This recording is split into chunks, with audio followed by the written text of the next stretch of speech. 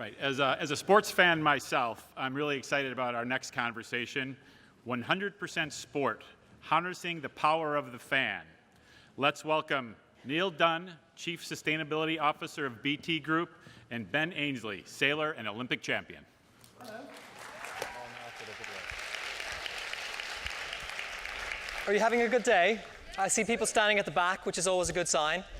It's wonderful to be back in this fantastic city. I'm the Chief Sustainability Officer for British Telecom, which you can probably guess from the name is a telecommunications company. But over the last 2 years, we've been broadcasting sport to millions of fans all around the UK. That's Premiership football, you say soccer, we still say football, rugby, mixed martial arts, and also sailing. We have the rights to the America's Cup for the course of the next 2 years into 2017. Let me just see a show of hands. How many people here are sports fans? All right, so it's pretty much everybody. The Jets fans aren't here right now, I know that, but I assume everybody else is a sports fan. How many of you would like to see those clubs, those institutions, the foundations associated with them, the players in those institutions stand up and be counted around the global goals?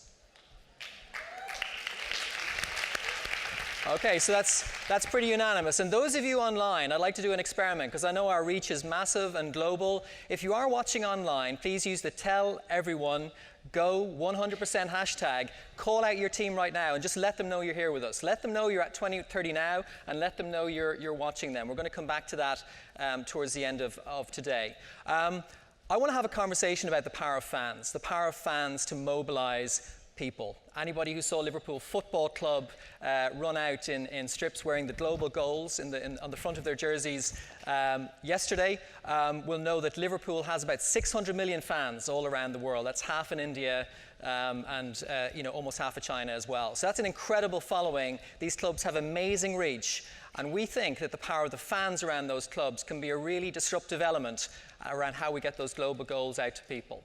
Now, to help you have that conversation, I'm going to welcome somebody onto stage. We're going to see a little video to tell you a little bit more about Sir Ben Ainslie first. So if you can roll the video. Oh, you're going to come out now? We're not. Hello. Hi. Hi.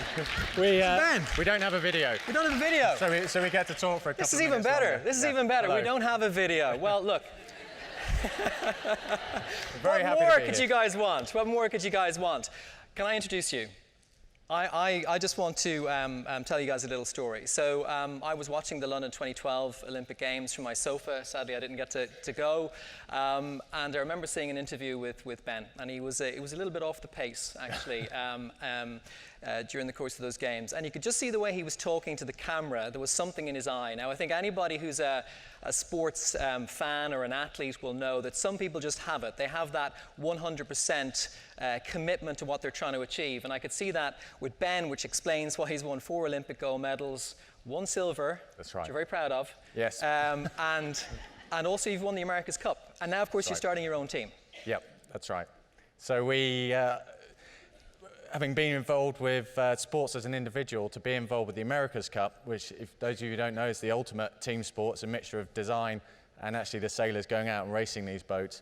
And the last America's Cup in 2013 being part of the Oracle team, which managed to defend the Cup and have this incredible comeback from 8-1 down to win 9-8. To be a part of that, having had an individual background in sport, to be part of a team, for me it was really inspiring to really feel that team ethos coming through, and much more rewarding to do something with a great group of guys.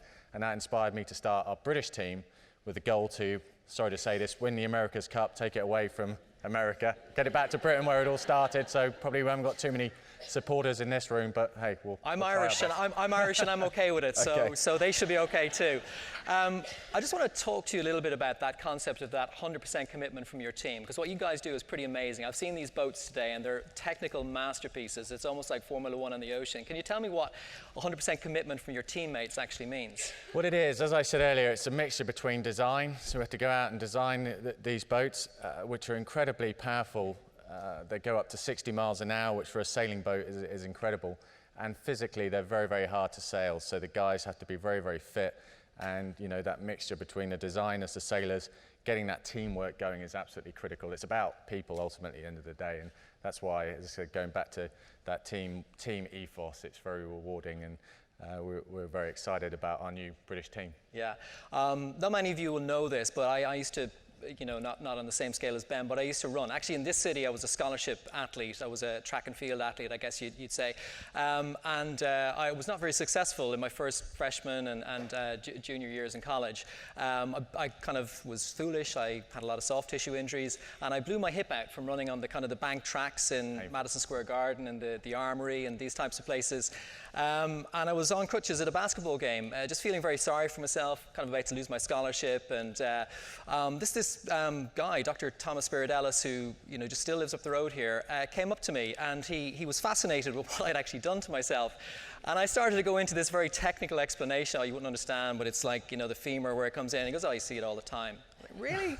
I said, "Yeah, I see it a lot with the dancers in the Broadway shows. They get those types of injuries." So over the next 6 months, he told me to come down. Didn't have to pay him. He just had me answer his phones all the time and book his appointments. And he basically put me back together. And then, and then 9 months later, I ran the third fastest time. The NC2As, is that still a thing here? Yeah, so the NC2A is third fastest time that weekend in the NC2A ranking. So it really taught me about the importance of team, and that really set me out on a lifelong journey around how if you want to change anything, you've kind of got to change yourself. It starts with yourself, but it starts by building a great team around you, which has really led me to what I do today, which is sustainability for British Telecom, which is all around the power of business to drive change through everything that we do. And I know sustainability, Ben, it's not just about you guys are 100% powered by clean energy, which I think is incredible in your operations, but that's not all you do. Yeah, well, no, that's right. And the great thing about setting out the new team 2 years ago now, since we set up, is that we were able to, have at the, part of our DNA really sustainability. And I met, as I was setting up the team, I met a lady called Wendy Schmidt through her 11th Hour organisation. Really inspired me to drive through sustainability with our team, everything from how we design and build the boats, trying to recycle the carbon as much as possible and recyclable resins, to we built a building in Portsmouth, which is our base. It's 75,000 square foot base there.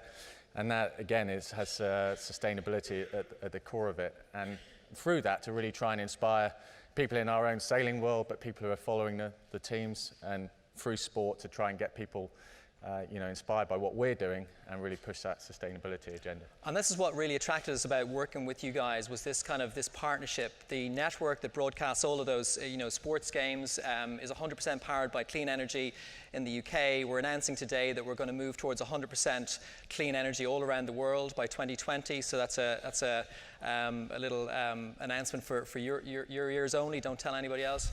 But really, it was about kind of our ability to work together, and we didn't just want it to be a kind of a typical sponsorship or a partnership. We really saw that the power of the fans to be part of this equation, be that football fans or rugby fans, really could become almost like a disruptive element. We had a game on our TV channels Christmas last year where Chelsea, if any of you support Chelsea, there was 1.7.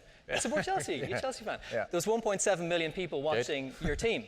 And we just kind of looked at that and said, well, if 10% of those fans actually switched to clean energy, it'd be the equivalent to taking about 50,000 cars off the road. Going back to those 600 million Liverpool fans, if 10% of them switched to clean energy, it'd be the equivalent of taking the UK off of the kind of the global emissions map. So it really is incredible. But I think for it to become something that can look at the 13th global goal, which is all about climate action, we're really here with you guys today to call out and say, what are your sports teams? Those sports teams that at the very start of the session today, hopefully you've tweeted and said, we're here 2030 now. I want you all to tell everyone to go 100%. I want you to take your phones out. I'm going to do it to a grumpy friend of mine. He's grumpy because his team lost yesterday. They were playing Wales.